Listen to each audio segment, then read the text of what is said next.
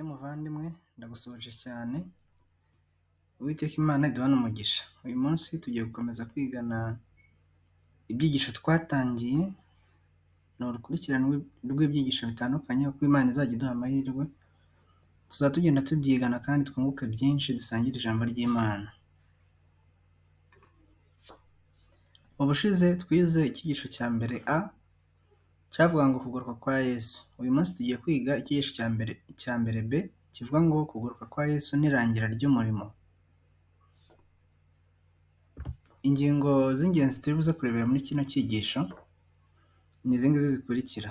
Turiho mu gihe gikomeye giheruka amateka y'isi, aho ibyaremwe byose biri kunihira hamwe byifuza ko Yesu agaruka. Mbese ni ayahe mahirwe adasanzwe dufite uyu munsi mu birebana no kwamamaza ubutumwa bwiza?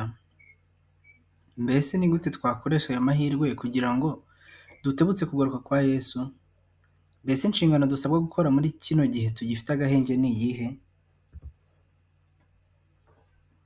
Ibindi turi burebere hamwe ni ibingibi. Mbese Yesu yavuze ko abamaze kugezwaho ukuri bagomba gukorerwa iki mu rwego rwo guhamiriza ijuru n'isi ko bemeye Kristo nk'umwami n'umukiza wabo bwite?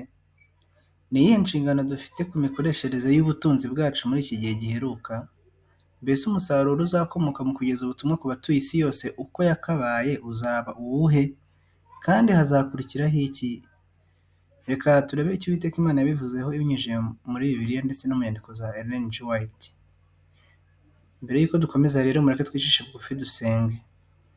Mana yacu ikomeye, turagushimiye ko urukundo rwawe uhora urutugaragariza ndetse rugatuma uduha amahirwe yo kongera kwiga ijambo ryawe, tugacukumbura muri Bibiliya ndetse no mu mwuka w'ubuhanuzi, izina ryawe rihabwe icyubahiro.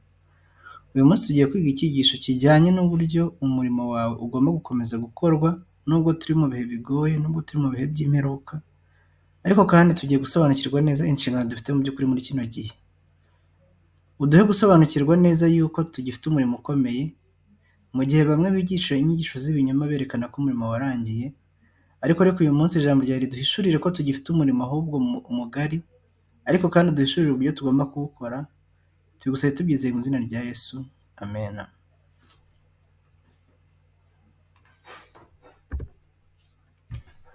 Reka rero dukomeze n'icyigisho. Tugiye guhera ku masomo azwi cyane aboneka muri Bibiliya. Ni amasomo yerekana inshingano dufite. Bibiliya ivuga yeruye ko inshingano yacu y'ibihe byose ari ya yindi yahawe abigishwa ba Yesu mbere y'uko asubira mu ijuru. Yesu yadutegetse kwigisha abo mu mahanga yose, amoko yose n'indimi zose, kandi abemeye ukuri bagomba kubatizwa mu izina rya Data wa twese n'Umwana n'Umwuka wera. Ibi rero biboneka muri aya masomo. Isomo rya mbere ni Matayo igice cya 28 umurongo wa 18 kugeza umurongo wa 20. Haravuga ngo, nuko Yesu arabegera avugana nabo ati, nahawe ubutware bwose mu ijuru no mu isi. Nuko mugende muhindura abantu bo mu mahanga yose abigishwa, mubabatiza mu izina rya Data wa twese n'Umwana n'Umwuka wera, mubigisha kwitondera ibyo nababwiye byose, kandi dore ndi kumwe namwe iminsi yose kugeza ku mperuka y'isi. Iri somo ritweretse ko tugomba kujya mu mahanga yose tukabwiriza ubutumwa bwiza. Kandi mu by'ukuri hari abantu benshi bataramenya ubutumwa bwiza. Ariko kandi niyo tumaze kubagezaho ubutumwa bwiza, abemeye inshingano Yesu yaduhaye ni uko bagomba kubatizwa mu izina rya Data wa twese n'Umwana n'Umwuka wera. Uyu munsi ndetse no mu bihe byatambutse twagiye twumva inyigisho z'ibinyoma zitandukanye zivuga yuko umurimo warangiye ndetse ko nta muntu ukigomba kwamamaza ubutumwa bwiza. Abandi bakavuga bati abemeye ubutumwa bwiza ntabwo bakikwiriye kubatizwa byararangiye. Ariko izo ni inyigisho z'ikinyoma. Bibiliya igaragaza ko dufite inshingano yo kugera mu mahanga yose, ntabwo umurimo wacu uzigera urangira mbere y'uko ubutumwa bugera ku isi yose. Ni ukuvuga ngo niba hari umuntu ku isi usigaye utaramenya ubutumwa bwiza, ni icyerekana ko umurimo wacu wo kwamamaza ubutumwa bwiza utari warangira. Turaza kugenda tubibona, turabona ibihamya bitandukanye, turifashisha umwuka w'ubuhanuzi, kandi umwuka wera yiteguye kudusobanurira. Kandi n'iyi nshingano yo kubatiza turacyayifite. Abemeye ubutumwa bwiza bagomba guhamya kandi bakabatizwa mu mazi menshi. Rero ibyo nabyo ni ingenzi ko tubizirikana, he kugira umuntu n'umwe Satani azayobya ngo amwereke ko hari ibintu byagiye bihindagurika. Turacyafite inshingano, igihe cyose bigishoboka abantu bagomba kubatizwa bagahamya ko bakiriye ukuri kw'Imana. Irindi somo riraboneka muri Mariko igice cya 16 umurongo wa 14 kugeza 19. Ubwa nyuma abonekera abigishwa be 11 bicaye bafungura, abagaye kubwo kutizera kwabo no kunangirwa kw'imitima kwabo, kuko batemereye abamubonye amaze kuzuka. Hanyuma Yesu arababwira ati, mujye mu bihugu byose mwigisha abaremwe bose ubutumwa bwiza. Uwizera akabatizwa azakizwa, ariko utizera azacirwaho iteka. Kandi ibimenyetso bizagumana n'abizera ngibi: bazirukana abadayimoni mu izina ryanjye, bazavuga indimi nshya, bazafata inzoka, kandi nibanywa ikintu cyica ntacyo kizabatwara na hato. Bazarambika ibiganza ku barwayi bakire. Nuko Umwami Yesu amaze kuvugana nabo, ajyanwa mu ijuru yicara iburyo bw'Imana. Muri kino gihe dufite amahirwe yo kwamamaza ubutumwa bwiza atarigeze abaho mu gihe cyashize, kandi ayo mahirwe ni Imana iyatanga. Tugiye kwifashisha igitabo cy'ivugabutumwa cya Ellen White cy'umwuka w'ubuhanuzi kugira ngo dusobanukirwe neza mbese amahirwe y'umwihariko twebwe dufite muri iyi minsi abakera batari bafite ni ayahe. Ese ni gute tugomba kuyabyaza umusaruro? Mu gitabo cy'ivugabutumwa paje 540 ndetse na paje 541 haravuga ngo amahirwe atayigeze kubaho. Muri iyi minsi y'urugendo rugana mu ijuru, amahirwe yo guhura n'abagore n'abagabo bo mu nzego zose kandi bakomoka mu bihugu byinshi ni menshi cyane kurusha ayariho mu gihe cy'Abisirayeli. Imihanda minini nyabagendwa yariyongereye cyane. Imana yateguye inzira mu buryo butangaje. Amazu y'amacapiro ndetse n'ibikoresho binyuranye biyarangwamo ariho dushobora kuyakoresha uko dushatse. Za Bibiliya n'ibindi bitabo byanditswe mu ndimi nyinshi kandi bivuga ukuri kugenewe iki gihe nabyo turabifite, ndetse bishobora no kugezwa mu duce twose tw'isi mu buryo bwihuse. Tugomba kubwira abantu umuburo uheruka Imana ibatumaho, kandi tukamenya n'icyo twari dukwiriye kwitaho cyane mu kwiga Bibiliya ndetse n'umwete tugomba kugira mu gusakaza umucyo. Ibi ngibi biboneka mu ivugabutumwa paje 540. Dukomeje, Ellen White yaranditse ati, Imana niyo itanga ayo mahirwe. Akaga karatwugarije. Kubw'imbaraga y'Umwuka Wera, ubu tugomba kwamamaza ukuri gukomeye kwagenewe iki gihe giheruka. Inshingano yacu hano iragaragajwe. Ntabwo bizatinda ngo buri muntu wese azabe yarumvise ubutumwa bw'imbuzi kandi ngo abe yarafashe icyemezo, hanyuma imperuka izahera ko ize. Imana niyo mukozi mukuru, kandi kubw'ubuntu bwayo izategurira inzira umurimo wayo kugira ngo urangire. Itanga amahirwe, igafungura inzira zituma habaho impinduka, ikanafungura imiyoboro yo gukoreramo. Ubwoko bwayo nibuba maso, bugakurikiza amabwiriza buhabwa n'ububasha bwayo, kandi bugahora bwiteguye gukorana nayo, buzabona umurimo ukomeye ukozwe. Bino biboneka mu gitabo cy'ivugabutumwa paje 540 ugakomeza ukajya kuri paje 541. Ubwo rero uyu munsi dufite inshingano yo kwiyegurira Imana n'iyo kuburira abatuye isi bose binyuze mu kubagezaho ubutumwa bwiza bw'abamarayika batatu, ari bwo bwo kuvuga iby'urubanza rwatangiye, tukabahishurira isabato y'ukuri kw'Imana, ndetse tukabararikira gusohoka muri Babuloni. Tugiye gukomeza tubirebe muri kino gitabo cy'ivugabutumwa, kuko uyu munsi abantu baribaza bati ariko inshingano dufite uyu munsi ni iyihe? Ariko ubundi ibintu byose ntibyarangiye. Ariko ntabwo byarangiye, turacyafite inshingano ikomeye. Kuba hari abantu bataramenya ubutumwa, kuba hari n'abatarabusobanukirwa neza, kuba abantu bataramenya isabato y'ukuri n'iy'ikinyoma, kuba abantu batarasobanukirwa neza n'ubutumwa bw'abamarayika batatu, icyo ni igihamya gihoraho kitwereka ko tugifite umurimo ukomeye tugomba gukora. Hano Ellen White yaranditse ati, inshingano yacu mu gihe tugifite agahenge. Muri iki gihe abamarayika baracyafashe imiyaga y'intambara kugeza ubwo isi izaba imaze kuburirwa iby'amakuba agiye kugerayo.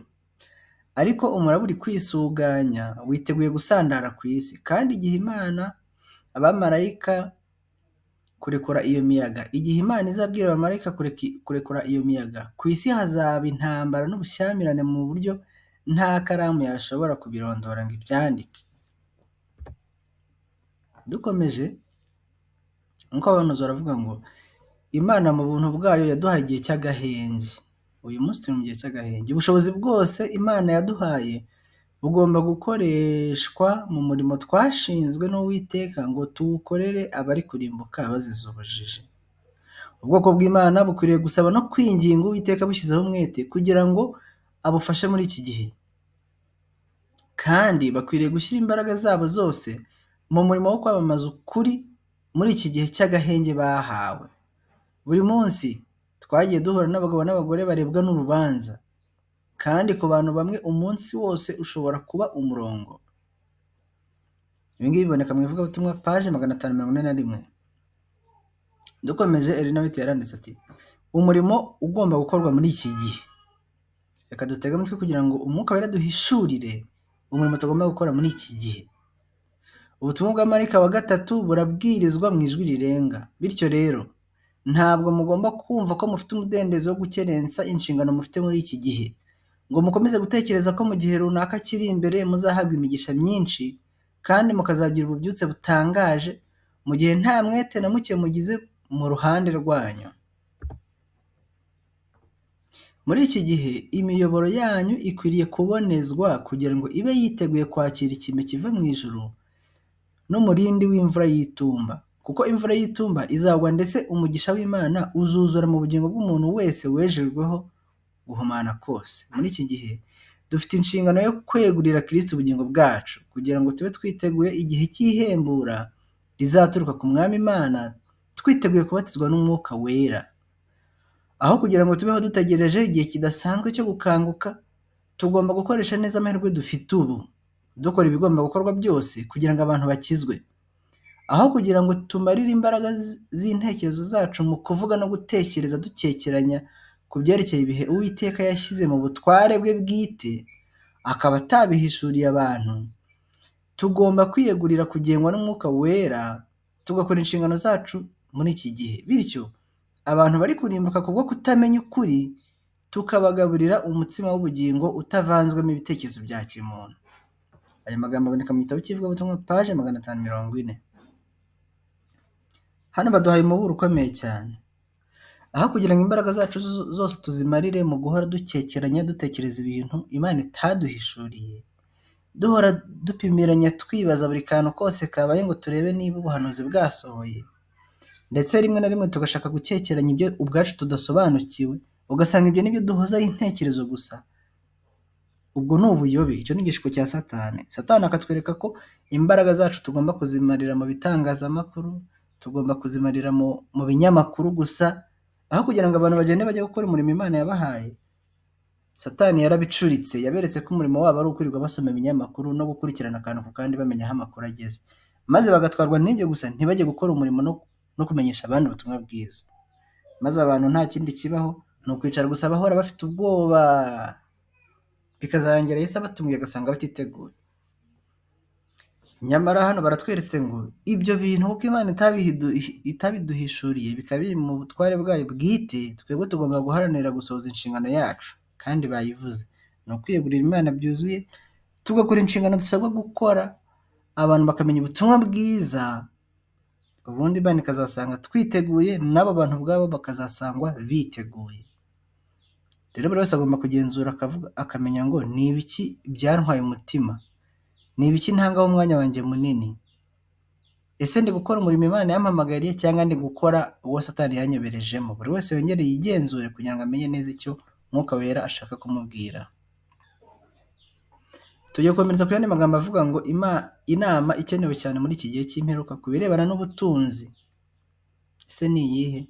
Turaza kwifashisha igitabo cy'Ibihano by'Itorero volume ya 5, paje 464 na paje 465 mu gitabo cy'Icyongereza. Ellen White yaranditse ati ku bantu b'Imana iki si igihe cyo guhaza ibyo bararikiye cyangwa guhunika ubutunzi bwabo mu isi. Igihe niki gitinze cyane, aho kimwe n'abigishwa ba mbere tuzahatirwa gushaka ubuhungiro ahitaruye hataba abantu, nk'uko ubwo ingabo z'Abaroma zagutaga Yerusalemu byabaye ikimenyetso cyo guhunga ku bakristo b'i Yudaya, niko ibyo kwifatanya kwa leta y'igihugu cyacu aricyo cya Amerika Ellen White yavugaga n'ubupapa binyuze mu iteka rihatira abantu kuruka isabato y'ubupapa, natwe bizatubera umuburo. Ubwo noneho nibwo igihe kizaba gisohoye ngo dusohoke mu mijyi minini mbere yo gusohoka no mu birorero bitoya ngo duhungire kure, hagati mu misozi. Ubu rero aho gushakisha uko twaba mu mazu ahenze hano ku isi, dukwiriye gushaka umwiteguro wo kuzaba mu gihugu kirushaho kuba cyiza ndetse cyo mu ijuru. Aho gutakaza ubutunzi bwacu mu guhaza ibyo turarikiye, twagakwiriye kuba turi kwiga uburyo bwo kuzigama no kudasesagura. Aya ni amagambo akomeye cyane. Dukurikije aho ibihe bigeze ndetse no mu gihe cya Ellen White mbere y'uko asinzira, yerekanye ko igihe turimo ni igihe cya nyuma. Ntabwo abantu bagomba gukomeza gutekereza ibitekerezo bya kera, aho buri muntu wese yifuza kuba mu nzu y'agatangaza. Uwo ubajije wese arakubwira ati njye ndashaka kubaka etaje niyo nzabamo, ati njye ndashaka kugura imodoka ihenze. Ntabwo ari aho ngaho ibitekerezo byacu byakabaye kuba bikiri muri uwo murongo. Ahubwo uyu munsi turarekirwa gutekereza umurimo w'Imana, gutekereza kwitegura, kwiboneza kugira ngo Yesu nagaruka azasange tugize gute, twiteguye.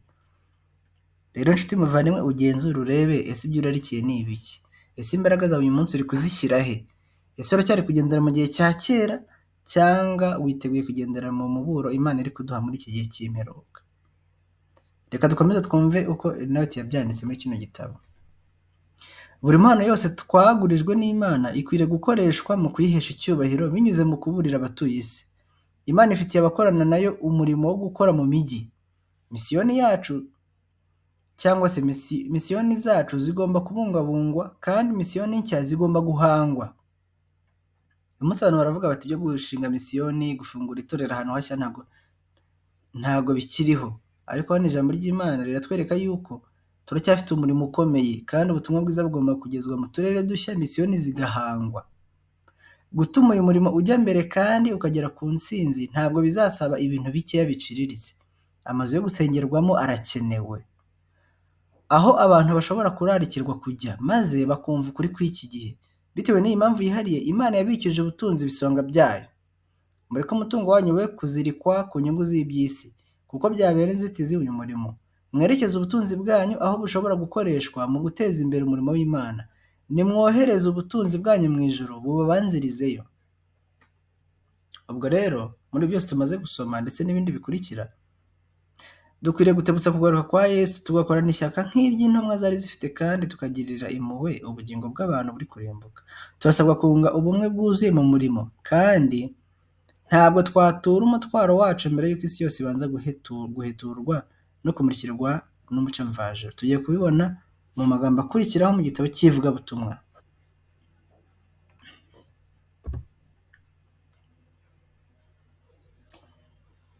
Ellen White yaranditse ati dukwiriye gutebutsa kugaruka kwe.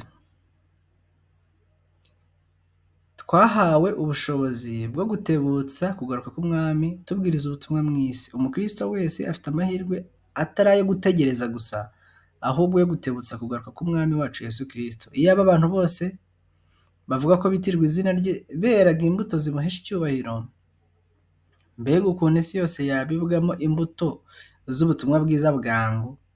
Umusaruro uheruka wakwera vuba, maze Kristo akaza guteranyiriza hamwe imbuto z'agaciro kenshi. Aya ni amagambo aboneka mu ivugabutumwa paje 536. Uyu munsi abantu baravuga ati insengero ntabwo zigikenewe. Ariko igihe cyose bigishoboka, igihe cyose Imana ikibasha gutanga uburyo, insengero zigomba kubakwa nk'uko hano Ellen White yabyanditse. Abantu bakajya bagera aho bahurira, bakagera guterana kwera, bakiga iby'Imana bakabimenya. Turaza no kubibona mu kanya mu musaruro uzabaho mu isozwa ry'umurimo. Turaza kubona ko n'ubundi insengero nyinshi zizubakwa, zizashyirwa ahantu hose mu isi ubutumwa buzagera, kugira ngo bibe igihamya gihora cyibutsa umusaruro w'Umwuka Wera. Turaza kubibona, buri wese agenzura asome muri bino bitabo dufite, kuko harimo umucyo wose. Ntabwo tugomba kuyoba cyangwa ngo abantu batuyobye bitewe n'amarangamutima cyangwa ibyo bari kubona bibateye ubwoba, maze ngo bavuguruze icyo Ellen White yanditse cyangwa se icyo Imana yatubwiye inyujije hehe mu mwuka w'ubuhanuzi. Dukorane ishyaka nk'iry'intumwa. Tugiye gukomeza kuri paje 537. Ishyaka ry'icyubahiro cy'Imana ni ryo ryateye abigishwa guhamya ukuri bafite imbaraga ikomeye. Mbese iryo shyaka ntirikwiriye gukongeza umuriro mu mitima yacu, rikayitera kwifuza kubwira abandi inkuru y'urukundo rwaducunguye, urukundo rwa Kristo ndetse Kristo wabambwe. Mbese imbaraga y'Imana ntikwiriye kurushaho guhishurirwa muri iki gihe kurenza uko byagenze mu gihe cy'intumwa?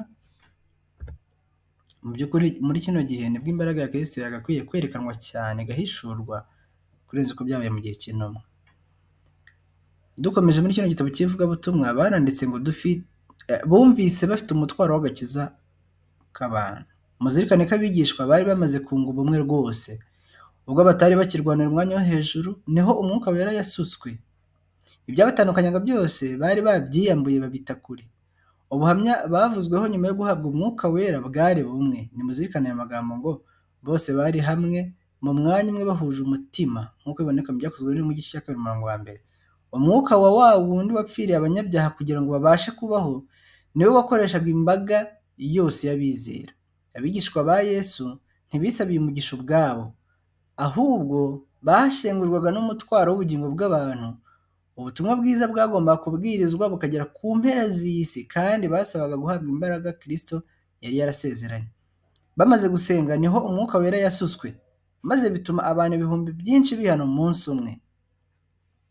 Aya ni amagambo aboneka mu gitabo cy'ivugabutumwa paje 537 ndetse na paje 538. Reka dukomeze twumve icyo Umwuka w'abahanuzi yavuze. Enoti yaranditse ati, ntabwo twatura umutwaro wacu mbere y'uko isi yose yakabaye ibanza kumukirwa n'umucyo. Aha, iki ni igihamya gisubiza abantu bari kwigisha inyigisho y'ibinyoma, basa nk'aberekana ko umurimo wacu warangiye. Oya, ibyo ni ibinyoma. Kuko ngo ntabwo dushobora gutura umutwaro wacu mbere y'uko isi yose yakabaye ibanza kumukirwa n'umucyo. Ikibazo cyoroshye, mbese abaturanyi bawe ubwabo, abatuye hepfo yawe, ruguru yawe, iburyo bwawe, ibumoso bwawe, mbese bose basobanukiwe n'ukuri kw'iki gihe? Basobanukiwe n'isabato y'ukuri n'ikinyoma? Basobanukiwe n'icyo ubupapa bwakoze? Mbese basobanukiwe kuramya nyakuri uko ariko? Mbese basobanukiwe urubanza akagenzuzi ruri kubera mu ijuru? Ibyo byose ni ingingo zikomeye zigize ukuri kw'iki gihe. Niba rero uko kuri batarakumenya, nawe ubwawe ukaba utarakora iyo nshingano ngo bagezeho ubwo butumwa, uhera he? Utinyuka ute kuvuga ko umurimo warangiye? Nshuti muvandimwe, nagira nkubwire ngo niba uvuga ayo magambo cyangwa uyizera, umenye ko ari Satani uri kukuvugiramo. Dufite umurimo ukomeye, kandi Satani mu bugome bwe yifuza gutuma abantu barekeraho gukora, kandi umurimo utararangira. Ariko kandi n'igihe umurimo uzaba warangiye mu by'ukuri, ndetse na Yesu yahagurutse ku ntebe y'imbabazi, Satani nanone azagaruka ashuka abantu abereke ko umurimo ahubwo ukomeje. Rero twitwararike tutagwa mu mutego wa mbere cyangwa wa kabiri. Reka twumve hano uko Elinabeti yabisobanuye. Intero n'inyikirizo byacu bigomba kuba ibi ngo: mukomeze mutwarane, mujye mbere. Abamarayika bo mu ijuru bazaturangaza imbere, badutegurira inzira tunyuramo. Ntidushobora gutura umutwaro dufite wo kugeza ubutumwa mu turere twa kure, isi yose itaramurikirwa n'ubutumwa bwiza bw'Uwiteka. Isi yose itaramurikirwa n'ubwiza bw'Uwiteka. Biboneka mu ivugabutumwa paje 544. Ntabwo umuhati wacu ari uw'ubusa ku Mwami Imana, ahubwo amaherezo ukuri kuzagera ku batuye isi bose uko yakabaye. Insengero zizubakwa aho ubutumwa buzagera hose, ibihumbi byinshi bizihana umunsi umwe, ibitabo bizatera benshi gufata ibyemezo, kandi umurimo uzagera ku iherezo, maze Yesu agaruke gutwara abanesheje. Tugiye kubira mu magambo akurikira, turareba ibihamya bitandukanye mu bitabo bitandukanye bitwereka ese niki kizabaho mu isozwa ry'umurimo, ari naryo rizaba rihamya neza ko Yesu agiye guhita agaruka. Uyu munsi hari ibyo tubona, ariko tugiye gucukumbura mu nyandiko. Ese koko umurimo wageze ku musozo? Ese ni ibiki bizaduhamiriza ko umurimo noneho uri kugera ku musozo? Tugiye kubigenzura. Tugiye guhera mu gitabo cy'ivugabutumwa ndetse n'igitabo cy'ibyaduka byo mu minsi y'imperuka. Ingingo ya mbere tugiye kureberaho: mu isozwa ry'umurimo, Umwuka w'abahanuzi uhishura ko isi yose izamushyirwa n'umucyo. Ukuri kw'Imana kuzabwirizwa mu isi yose, kandi muri buri mujyi na buri mudugudu hazubakwa insengero zibutsa abantu Imana. Tugiye kureba uko Elinabeti yabyanditse. Umwuka w'abahanuzi aravuga ngo: nabonye imirasire y'umucyo umurika uturuka mu mijyi no mu midugudu, ukava hirengeyeho mu isi ndetse no mu turere ducishije bugufi. Ijambo ry'Imana ryarubahagwa, kandi umusaruro wavuyemo wabaye uw'uko muri buri mujyi n'umudugudu hari hubatswe insengero zibutsa abantu Imana. ukuri kw'Imana kwabwirijwe ku isi yose. Hagaragaye abantu ibihumbi byinshi bagendaga basura abantu mu miryango yabo kandi bakabasomera ijambo ry'Imana. Imitima y'abantu yatsindwaga n'imbaraga y'Umwuka Wera kandi umwuka wo guhinduka nyakuri wabonekaga muri bo. Inzugi zari zikinguye impande zose kugira ngo ubutumwa bw'ukuri bwamamazwe. Isi yasaga n'iyamurikiwe n'ububasha bw'ijuru. Aya ni amagambo aboneka mu gitabo cy'ivugabutumwa paje 538. Imana ishimwe ko iba yaratanze umucyo wose. Ibi nibyo bizaranga isozwa ry'umurimo. Isi yose ngo izamurikirwa n'ubutumwa bwiza. Uyu munsi hari ibice umuntu avugamo izina rya Yesu bakaba bamwica. Hari ahantu hatemerewe kugezwa ubutumwa n'abantu baho batabuzi, bavuka basenga ibigirwamana bakarinda bapfa aribyo bagisenga. Ariko hano biratangaje yuko aho hose igihe kizagera noneho bamenye iki? Bamenye ubutumwa. Kandi ngo muri buri mujyi na buri mudugudu hazubakwa insengero zibutsa abantu Imana, aho abantu bazajya bahurira bagasenga. Ntabwo basobanuye neza ngo ibyo bizamara igihe kingana iki, ariko icyo twe turi kubona ni umusaruro uzaboneka ubwo ijwi rirenga rya marayika wa gatatu rizakwira isi yose. Tugiye no gusoma andi magambo aboneka mu gitabo cy'ibyaduka byo mu minsi y'imperuka, turebe ese koko mu by'ukuri bizakomeza byimerere gutya cyangwa igihe kizagera ubutumwa bukwire hose. Uyu munsi abantu bamwe baravuga ati insengero ntabwo zigikwiriye, ntabwo bikimeze gute. Nyamara hano Ellen White yarabyanditse yuko insengero ni ahantu hubashywe, ni inzu zitiriwe izina ry'Imana, ndetse ahubwo mu isozwa ry'umurimo zizubakwa ahantu henshi abantu bose bazajya bagera aho bateranira biga ijambo ry'Imana. Ikindi cya kabiri tubonye ni uko abantu bazuzuzwa Mwuka Wera bakajya bajya mu ngo basura urugo ku rundi bagasomera abantu ijambo ry'Imana. Ibi byose ni ibintu bizaba kandi bigasohora. Rero twe gucika intege, twe kugamburura kandi twe kuyobywa n'ibinyoma bya Satani, ahubwo twe dushikame ku murimo, twume mu ijambo ry'Imana. Uyu munsi aho uri mu gace uherereyemo nonaha ushobora kubona bitari gukunda yuko ujya gusenga, ariko abandi mu kandi gace barimo bo birabakundira kujya gusenga. Rero nta muntu ugomba gufata umwanzuro ngo awufatire bose. Twese tugomba kujya gusenga, ariko kandi ahubwo tugomba no kuzirikana ko ahantu hashya hagejejwe ubutumwa tugomba gushyiraho inzibutso zizajya zituma abantu baza bakahateranira bakiga ijambo ry'Imana bakisobanukirwa. Rero ibiri kuba mu gace kamwe ntabwo bisobanuye ko aribyo biri kuba ku isi yose, kandi igihe cyose ngo Imana ikiduhagaye igihe cy'agahenge aho turi bikaba bishoboka tugomba kubikora, kandi niba bitanashoboka tugomba kuhimuka tukajya aho bishoboka tugakora umurimo, abantu bakamenya ubutumwa, bakiga ijambo ry'Imana kandi bakitegura guhangana n'igishuko giheruka ubwo itegeko ry'icyumweru rizatangazwa mu isi yose, abantu bose bagategekwa kuramya ku isabato y'ikinyoma.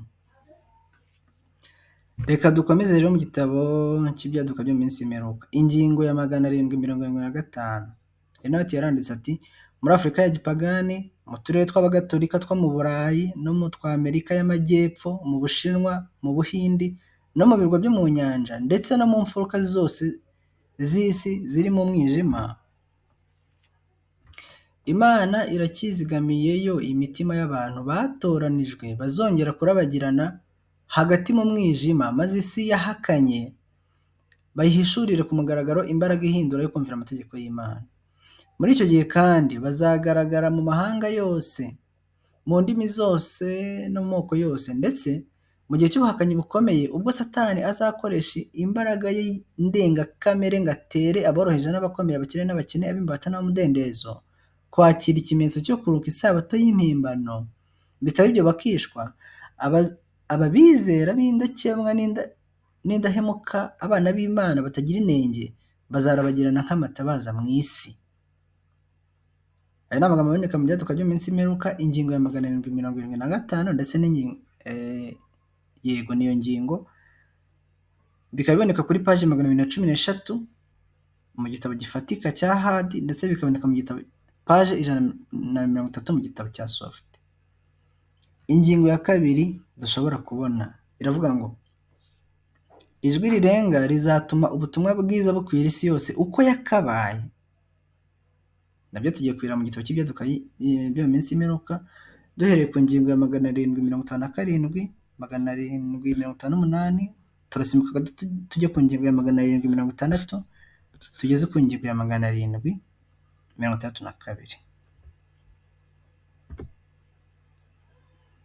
Mukabanuzi aravuga ati marayika wiyunga ku iyamamazwa ry'ubutumwa bwa marayika wa gatatu agomba kumurikishiriza isi yose ubwiza bwe.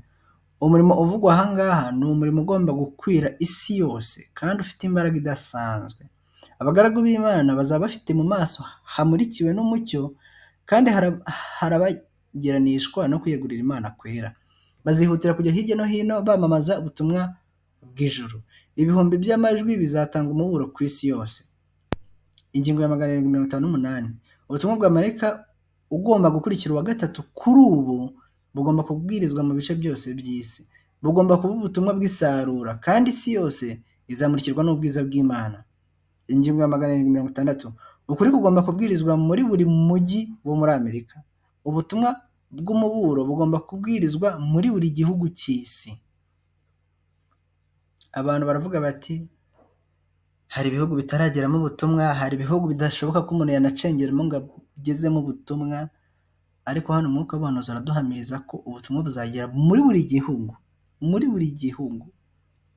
Wabyanga wabyemera, waba ubyizeye waba utabyizeye, ubutumwa bwiza buzagera muri buri gihugu. Imana ubwayo izagaruka ubutumwa bwarageze muri buri gihugu, ndetse buri muntu wese muzima uri ku isi ufite ubwenge utekereza azaba yarasobanukiwe mu byuzuye n'ukuri kw'Imana. Dukomeje mu gitabo cy'ibyaduka byo mu minsi y'imperuka, ingingo ya 761 haravuga ngo mu gihe cy'ijwi rirenga itorero ribifashijwemo n'ingoboka y'ubutabazi bw'umwami waryo washyizwe hejuru rizamamaza kumenya agakiza mu buryo busaze kugeza ubwo umucyo uzagezwa kuri buri mujyi muto n'umunini. Dukomeje ku ngingo ya 762, umwuka w'ubuhanuzi aravuga ngo twugarijwe n'akaga. Kuri ubu tugomba kwamamaza ukuri gukomeye kwagenewe iyi minsi iheruka kubw'imbaraga y'umwuka wera. Ntibigitinze ubwo buri wese azaba yumvise umuburo maze akihitiramo. Buri wese. Ntugatekereze ko ubutumwa ari ubwanyu mwenyine, ntugatekereze ko ari wowe wenyine ugomba guhishurirwa no gusobanukirwa ukuri kw'Imana, by'umwihariko isabato y'ukuri, isabato y'ikinyoma, ahubwo ngo buri wese Imana yateguye ko bizamugeraho, kandi kumugeraho bizaca muri wowe, bizaca muri njyewe. Reka buri wese akore umurimo we, nibwo imperuka izahera akize. Iyi ni ingingo ya gatatu dushobora kurebera hamwe yerekana ibigomba kubaho mu isozwa ry'umurimo. Ibihumbi byinshi bizihana mu munsi umwe. Bino tugiye kureba mu byatuka by'iminsi y'imperuka n'ubundi, ingingo ya 776, 777 ndetse na 778. Biboneka muri paji 213 mu gitabo kiri hadi, paji 214, ndetse bikaboneka kuri paji 130 mu gitabo cya soft. Reka twumve uko umwuka w'ubuhanuzi bisobanura. Iyi noti yaranditse ati ku isaha ya 11 ibihumbi by'abantu bazavumbura kandi bazasobanukirwa n'ukuri. Uko guhindukirira ukuri kuzaba gufite umuvuduko mu buryo bizatangaza itorero, kandi izina ry'Imana ryonyine niryo rizahabwa icyubahiro. Ingingo ya 777. Hazabaho ibihumbi byinshi bizahindukirira ukuri mu munsi umwe, ari bo ku isaha ya 11 bazabona kandi basobanukirwa ukuri n'umurimo w'umwuka w'Imana. Igihe kiraje ubwo mu munsi umwe hazajya hihana abantu nk'ababonetse ku munsi wa Pentekote, nyuma y'uko abigishwa bahabwa mwuka wera. Ingingo ya 4. Ibitabo bizatera benshi gufata icyemezo. Tugiye kubira mu gitabo cy'ibyaduka byo minsi y'imperuka, ingingo ya 783 kugeza ku ngingo ya 785. Reka dore ku ngingo ya 783. Irinabake yaranditse ati abenshi bazihana ari ibihumbi mu munsi umwe, kandi abenshi muri bo bazaba barabanje kwemezwa bwa mbere n'uko basomye inyandiko dusohora. Inkurikizi z'ikwirakwira ry'iki gitabo intambara ikomeye ntizishobora guhabwa agaciro ubu ngubu. Kubwo kugisoma imitima imwe izakanguka maze igira umwete wo guhera ko yifatanya n'abitondera amategeko y'Imana. Nyamara kandi nanone umubare munini w'abagisoma ntibazafata ibirindiro kugeza ubwo bazibonera ibyahanuwe muri cyo bisohoye. Gusohora kwa bimwe mu byahanuwe kuzatuma abantu bizera ko n'ibindi bigiye gusohora, kandi ubwo isi izamurikirwa n'ubwiza bwa Nyagasani, umurimo wacu wegereje ku musozo wawo, imitima myinshi izaherera mu ruhande rw'amategeko y'Imana bikomotse kuri iyo mbaraga. Ingingo ya 785. Mu rugero rwagutse, umurimo w'uwo marayika wundi umanuka ava mu ijuru afite ubutware bukomeye maze akamurikishiriza isi ubwiza bwe, uzasohozwa binyuze mu macapiro yacu. Ni ukuvuga ngo mu rugero rwagutse, uriya murimo wa marayika wundi uza wiyunga kuri marayika wa gatatu afite ubutware bukomeye, uriya murimo uzashyirwa mu bikorwa ahanini binyuze mu nyandiko z'itorero ryacu. Nk'uko tubibonye, abantu benshi bazahinduka bitewe n'uko ngo babanje gusoma ibitabo byacu tubaha, by'umwihariko igitabo cy'intambara ikomeye. Ernest yahishuye ko abantu bazagisoma bamenye ukuri, nubwo ngo benshi batazahita bafata uruhande bagahita bafata umwanzuro bagasanga itorero ry'ukuri bakifatanya naryo, ariko ngo ibyo bizatuma muri bo mu kwitegereza ibimenyetso uko bigenda bisohora bazagera aho bizere ko n'ibindi byanditswe muri icyo gitabo nabyo bizasohora, maze bahere ko bafata umwanzuro w'ukuri. Abantu benshi cyane tuzabona bari kwihana mu munsi umwe, nyamara ngo bitewe n'ibitabo byacu bari barasomye bazaba bafite ukuri bazigamye muri bo, igihe nikigera kongere gukorwaho kubyiswe muri bo, noneho babashe gufata umwanzuro ukwiriye. Bisobanuye ngo imwe mu nshingano dufite ikomeye cyane ni ugukwirakwiza ibitabo byacu, by'umwihariko igitabo cy'intambara ikomeye. Ubwo isi yose izaba imaze kuburirwa, hazahita haba gusozwa kw'ivugabutumwa mu isi yose no kurangira kw'imbabazi ku batuye isi bose. Iyi ni ingingo ya 5 tugiye kurebaho. Ernest yaranditse ati, nereswe iby'igihe ubutumwa bwa marayika wa gatatu bwasozwaga. Hano rero batagiye kubisobanura. Igihe ubutumwa bwasozwaga, buri muntu wese wo ku isi yamaze guhishurirwa n'ukuri kuzuye kw'iki gihe. Imbaraga y'Imana yari yaragumye ku bwoko bwayo, bwari bwarasoje umurimo wabwo kandi bwari bwiteguye igihe cyo kugeragezwa cyari kiri imbere yabwo. Bari barakira imvura y'itumba cyangwa ihembura riturutse ku Uwiteka, bityo ubuhamya bwabo buzima burahembuka. Umuburo wa nyuma ukomeye wari warumvikanye ahantu hose, kandi wari warakangaranyije ndetse urakaza abatarashatse kwakira ubutumwa. Nabonye abamarayika bakora hirya no hino mu ijuru. Umumarayika wari ufite ihembe ririmo wino ku itako rye yagarutse mu ijuru avuye ku isi, maze amenyesha Yesu ko yarangije umurimo we. Abera babazwe kandi bashyizweho ikimenyetso. Nuko mbona Yesu wakoreraga imbere y'isanduku irimo amategeko 10 ajugunya urwabya rw'imibavu hasi, azamura amaboko ye maze avuga n'ijwi rirenga ati, birarangiye. Maze ubwo Yesu yatangazaga ati, ukiranirwa agumye akiranurwe, uwanduye mu mutima agumye yandure, umukiranutsi agumye akiranuke, uwera agumye yezwe. Abamarayika bose bakuramo amakamba yabo. Aya ni amagambo aboneka mu nyandiko z'ibanze paje 218 ndetse na paje 219 mu gitabo kiri hadi ingeri ya 2013, ndetse akaboneka mu gitabo cya soft inyandiko z'ibanze paje 184. Iki ni igihamya kitwereka ikizabaho kigatuma mu by'ukuri ikizaduhishurira ko umurimo warangiye, cyangwa se ikintu kizaba ubwo umurimo uzaba urangiye, nta kindi. Mu ijoro hazatangwa raporo y'uko abantu bose bo ku isi bamaze kumenya ubutumwa bwiza, ndetse batubwiye ko marayika azatanga raporo akavuga yuko n'abera bose bamaze kubarwa kandi bashyirwaho ikimenyetso cy'Imana, kandi muri ubwo buryo n'abanyabyaha bazaba basigaye mu isi bose nabo bazaba bamaze kwakira ikimenyetso cy'inyamaswa. Rero nta kindi Kristo azakora, azahaguruka ku ntebe y'imbabazi nawe asoze umurimo wo kutuvuganira. Ibyo rero ni ibintu bikomeye cyane bizaranga isozwa ry'umurimo. Ikindi kintu, nk'uko tugeze kubyiga mu magambo yabanje, twabonye yuko ibyo byose nanone bizagendana no gutangazwa kw'agahato k'itegeko ry'icyumweru, ubwo n'akarengane kazahita gatangira. Rero byonyine twasomye yuko ngo iryo tangazo niritangazwa rihereye mu gihugu cya Amerika, abantu bose bagahatirwa kuruka isabato y'ikinyoma, bikagendana n'uko buri wese n'ubundi amaze kumenya ukuri, ariyo mpamvu nta muntu uzarengana. Uyu munsi iryo tegeko ritanzwe, agahato kagahita gashyirwaho abantu bose, abantu baba barenganya. Ariko icyo gihe kubera ko buri wese azaba yarabanje kumenya ubutumwa, buri muntu wese uri ku isi azaba yarabanje kumenya ubutumwa, iryo tegeko noneho rizatangazwa kandi uzaryumvira azaba ahisemo nabi ku bushake ariko azi ukuri, kandi uzaryanga nawe azarenganywa azire kwizera kwe ariko nawe azaba azi ukuri. Rero na Yesu azahaguruka, igihe cy'imbabazi nicyo kizaba kirangiye. Ibyo byose ni ibintu bizaba mu gihe cyegeranye cyangwa se gikurikiranye. Rero icyo ni cyo kintu cyerekana iherezo ry'umurimo, ndetse n'umurimo rero tuzaba dufite gukora uzaba urangiye. Niba abantu bose baramaze kumenya ubutumwa, nta muntu usigaye utarabumenya, inshingano yacu izaba irangiye.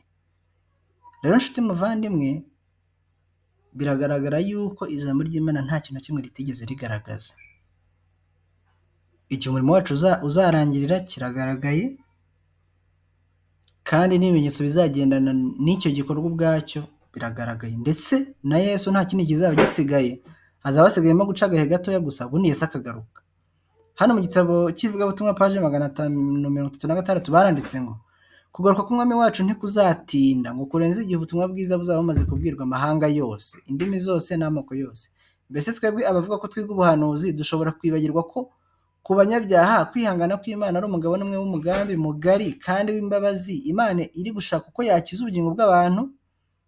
Oya, ntabwo tugomba kubyibagirwa. Uyu munsi bamwe baravuga bati kugaruka kwa Yesu kwaratinze.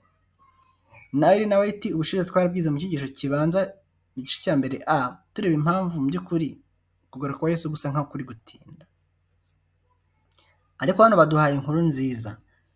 Kugaruka k'umwami wacu ntikuzatinda, ngo kurenze igihe ubutumwa bwiza buzaba bumaze kubwirwa amahanga yose, indimi zose n'amoko yose. Ni ukuvuga ngo nubwo kwatinda ariko ntabwo kuzigera kurenza igihe buri wese azaba amaze kumenya iki ubutumwa. Yesu azahera ko agaruke. Uyu munsi rero mu by'ukuri turushijeho gushishoza neza no kwitegereza, nitwe dutinza kugaruka kwa Yesu. Ano magambo tumaze gusoma aboneka mu gitabo cy'ivugabutumwa paje 536 mu gitabo cya Hadi, ndetse na paje 524 mu gitabo cya Soft. Nsoza rero reka ngire ubutumwa ntanga, ubutumwa numva ko Imana indarikira gutanga, kuko biri mu nshingano ikomeye dufite uyu munsi. Ni ubutumwa bugenewe umuntu wese utegereje kugaruka kwa Yesu.